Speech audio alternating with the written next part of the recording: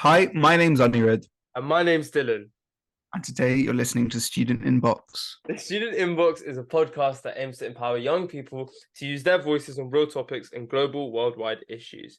And it's been a while since we've recorded. We missed 1 week because of our mocks, but now thankfully they're all over. And yeah, we're back on the school grind, Christmas and New Year all done, and look forward to what 2024 has in store for us. So, Anirudh, first question, how did your mocks go? They went all right. They were painful. They were very painful. I don't think a week or 2 weeks has felt that slow before. I mean, I mean, I do three essay subjects, and so do you, Dylan.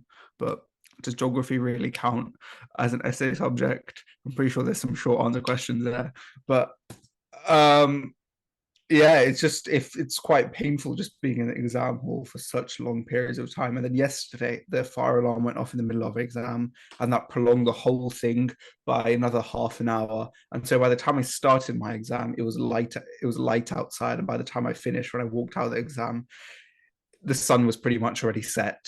So yeah, it's quite interesting. I guess it's trying to prepare us for the real thing, which is always a positive. But it was very painful and long. How about yourself, Dylan? Yeah, no, I can only really agree. I mean, I'd say it actually went quite quickly for me, more because I finished earlier than you. So obviously, I finished on Tuesday instead of Thursday when you finished. So I've had 2 extra days sort of just to relax and revamp myself for the coming term. And I think also just the way that my exams were spaced out, I only had one on each day and I had some gaps in between. And more than anything, I think also the way that in which they were structured, like I had a short exam, then I had a middle, then I had a long, then I had a middle, then I had a short. So it was pretty chill. Like it was quite like of a nice crescendo sort of thing where you sort of build up to your longest exam and then sort of tone it down to your shortest exam. So actually overall, it wasn't the worst experience in the world because I think I revised really hard for them, so hopefully it pays dividends in my grades that I get in them, and I think it will show actually where I need to move forward for the real things. And more importantly, actually, I found a really good balance between sort of work and chilling, as well as just communicating with friends, relaxing, etc. And I think potentially that's something which needs to be kept forward, especially as we hit into probably what's known as crunch time, probably from March, April onwards, I'd say. But yeah, I think actually, to be honest, mocks they weren't the worst period of my life for sure. Like I think real GCSE exams were probably the longest, but um, I'd And it say was long. yeah, It was longer than I'd mock. say yeah, but I'd say actually like it was okay. Like it wasn't nothing special. Like it wasn't like oh each exam was incredible. There were some tough questions there, but it was okay. It wasn't too bad. I think the main thing now is right now I don't want to focus on anything exam related until probably March onwards, where I think it really does hit crunch time for us, and we are just going to be like head down grinding, just trying to get as much done as possible. I think still right now, especially because we've just come out of like an exam season, it probably makes a bit of sense just to recoup and just take it easy for a little bit so then we don't burn out. Yeah, I agree. Just I would say, yeah, up until I think February half term is like often the tipping point for most people. So the end of February is when like February half term is when people start to get really serious when it comes to exams. And so yeah, I guess I agree with you there. But I think today the podcast, me and Dylan has discussed it, is going to be not about exams, but it's going to be in the theme of school, but it's going to be in the theme of life as a whole as well. And it's all about shifting perspectives. And the inspiration of this podcast is what both Dylan and I saw when we watched a clip of Jimmy Carr's podcast with multiple people as he went on like a podcast tour around the world. And there he said he believed comedy or stand up comedy should be taught in schools, outlining that stand up comedy improves verbal dexterity. It's also about finding your voice and it's also about expressing yourself. But one of the most important things that it gives as the reason for why stand up comedy should be taught in school is that it gives you a different perspective on life and you see the light in something. You know, you're looking on the bright side of life. And Jimmy Carr gives the example of a man pooing on a train. For one person, that might be the most horrible day of their life, but from another person, that might be the funniest story that they ever heard. And so, Dylan, the question that I'd like to put forward to you is, do you think maybe stand-up comedy should be taught in school, and what other subjects do you think should be taught in school? And do you think Jimmy Carr is right in that stand-up comedy does have these benefits for pupils and individuals? Yeah, so I think there's two parts to this question, right? There's the first part is, should it be taught? And I think actually Jimmy Carr has a point when he talks about, music, drama. These are creative subjects that are harnessing different sides of us to explore our own mind and sort of um, put it into words or put it into music and try and express ourselves. And why is stand-up comedy any different? I actually do agree with that, to be fair, because it's an entertainment form, and you are specifically doing it for a purpose to entertain or to lighten the mood. But actually, it has very much of the same indirect benefits that a lot of music, drama, sport even has. It helps you relieve any pressures that you have. It provides a form of escapism, and at the end of the day, it can just be a good lot of fun. And in this sort of materialistic world where we, focus heavily on possession-based items to bring us this idea of fun, actually just sitting and talking and laughing and pulling some sometimes outlandish, but sometimes just genuinely hilarious jokes and then laughing about it, I think that's a really positive thing. So on the first sort of premise, I'd say, yeah, I think maybe stand-up comedy should be taught in schools. I think where the line needs to be drawn is the reason why I guess stand-up comedy hasn't been taught is because of this taboo where it's like stand-up comedy is not really a projected career path. It's sort of as, oh, something else didn't work out, hence maybe comedy is the route for me, so let me go down comedy. Or it's like a reaction to a moment happening, being like, oh, I realize I'm quite good at this. So maybe this is an angle to pursue, not necessarily as a career path that has been stable and sort of promoted before even you realizing that this could be a valuable option. So I think potentially, actually, he is right in saying that one, we need to break down this taboo of comedy not being a legitimate career path. And then two, if we can teach it, not only will it just provide again a sense of escapism, but it would actually just provide kids and children an opportunity to explore themselves in a completely different way, which actually isn't the worst thing in the world. Yeah, I mean, I agree with you there, and I think the escapism aspect is true. But I mean, you said something about stand-up comedy being not something necessarily anyone really goes into. It's like considered a kind of backdrop of an activity. But I think one thing that stand-up comedians in general, and I think British stand-up comedians especially, have this ability to do, or are this, is that they're extremely intelligent. I Mm, mean, if you look at the likes of Hugh Laurie, Rowan Atkinson, Stephen Fry, Jimmy Carr, David Mitchell, Richard Ayoade, these are all like Oxbridge grads, Emma Thompson as well. These are all comedians who are Oxbridge grads who are extremely intelligent in one subject and manage to, I guess, use that intelligent or use the transferable skills from one subject into another. And so I think stand-up comedy has its benefits, though it may not necessarily be seen as a career. I think it has its benefits as something that enhances like the way in which you think about certain topics, because it is yeah. all about finding a different perspective on life and trying to change your perspective on life.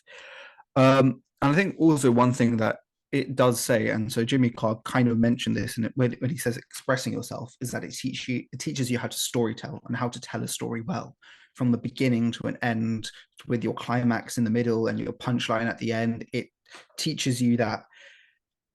See if this is something I need to be taught because I'm just rambling at this point, but it teaches you that you need to, in order to keep people entertained and in order to keep people engaged into what you're saying, you have to build your climax or your punchline on premises that make coherent sense and are consistent with one another. And so I think stand-up comedy from that perspective is quite good. Yeah, I'd have to agree. I also think actually what stand-up comedy, and I think specifically stand-up is that improvisation, but also bouncing off the crowd, bouncing ideas off yourself, and sort of thinking on the spur of the moment. Those qualities you can emulate into any successful person, whatever your metric of success is. I guarantee that one of those qualities of being adaptable, being able to bounce ideas, or being, having a little bit of, spontaneity about them, there is going to be something about that when it comes to successful people. Some of the most happy people who have gone on trips and who have had experiences have just done those experiences on a whim, right? It's that spontaneity which allows them to do that. Or some of the most impressive and successful business people, they have that idea and that ability to be adaptable to different circumstances and sort of mold their business around it. So actually, a lot of the values and sort of skills that stand-up comedy can teach you should be emulated and can be emulated into, one, the workplace, and two, just into your general life. So actually, I think, yeah, Jimmy Carr's probably got a point there. I guess the issue is stand-up comedy, the whole premise of it, I guess, is trying to find a new perspective on life, right?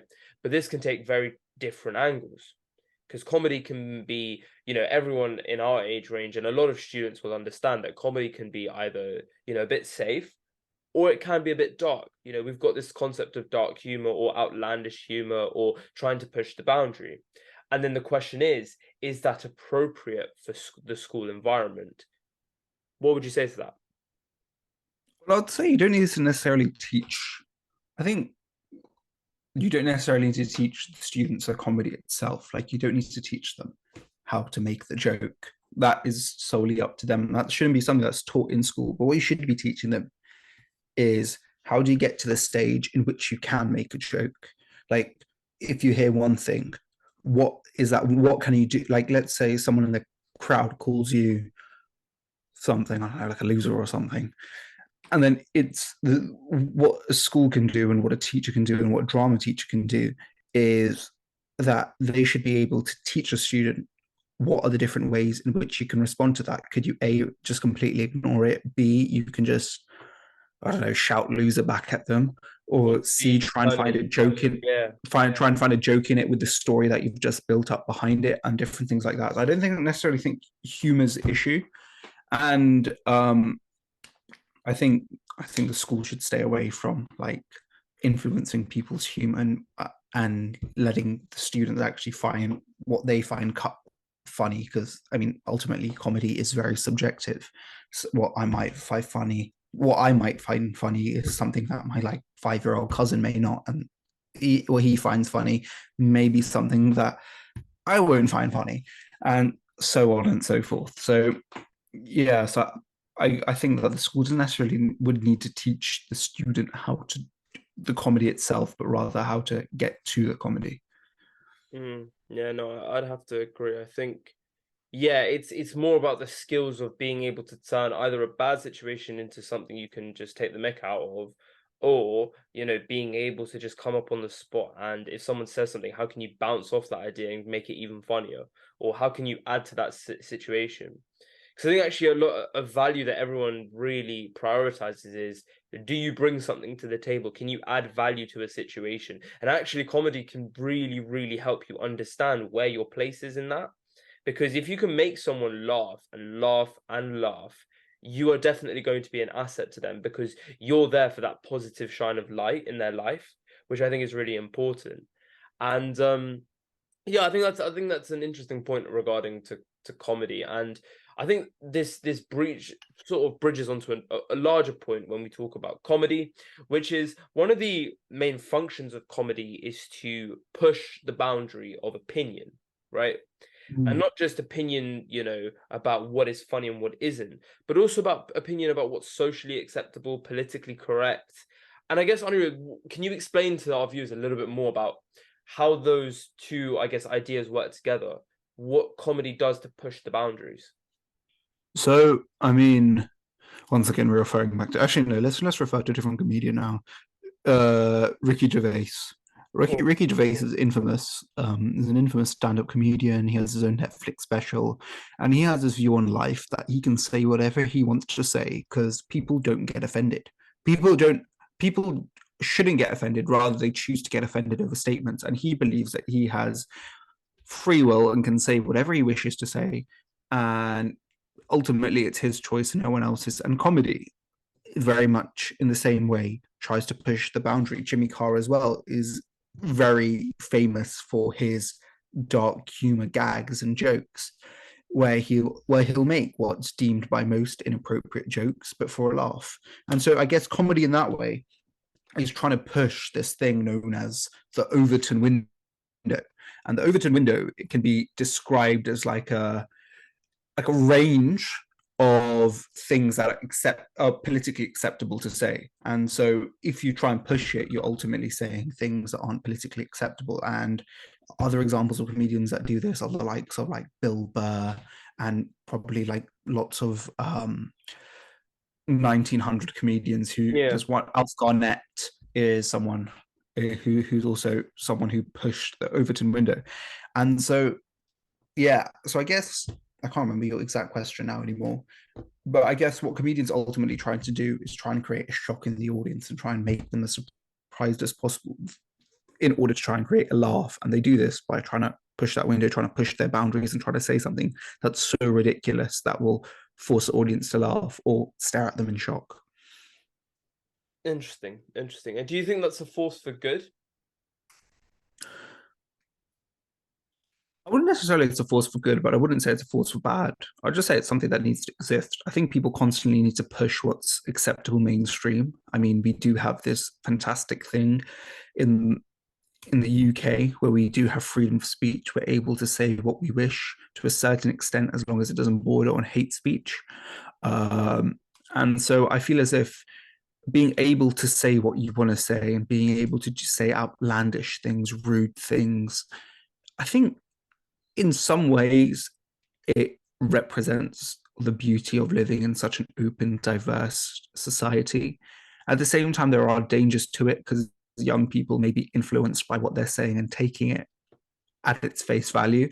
And that's why I guess there is censorship when it does come to stand up comedy. Like, in order to go to a comedy club, you must be 18 or over. In order to buy DVDs, though no one buys DVDs anymore, you must be 18 or over. If you like have Netflix and you're on like parental control or stuff, you wouldn't be able to open like Ricky Gervais's or Jimmy Carr's stand-up specials or Dave Chappelle's stand-up specials. Dave Chappelle stand-up specials, my lord, I would not want like a 12-year-old watching that. They would, Yeah, because they'll take it as face value. But what do yeah, you? But the joke is so much more yeah, complex than what they just say. and it represents a Layer on broader layer. concept. Yeah, there's so many layers to people, especially the really good comedians. There's so many layers to their jokes. It takes a really mature and rational mind to be able to really understand the humor in it, but also understand the truth in it and where the truth lies. A 12-year-old won't be able to do that, which is where I think people confuse free speech and, saying what you want for a laugh with the idea of, okay, influencing them, influencing young people. They think it's the same thing. I don't think it is. I think there's a difference because one is the actual action of it, and two, I think, is the environment in which it's done.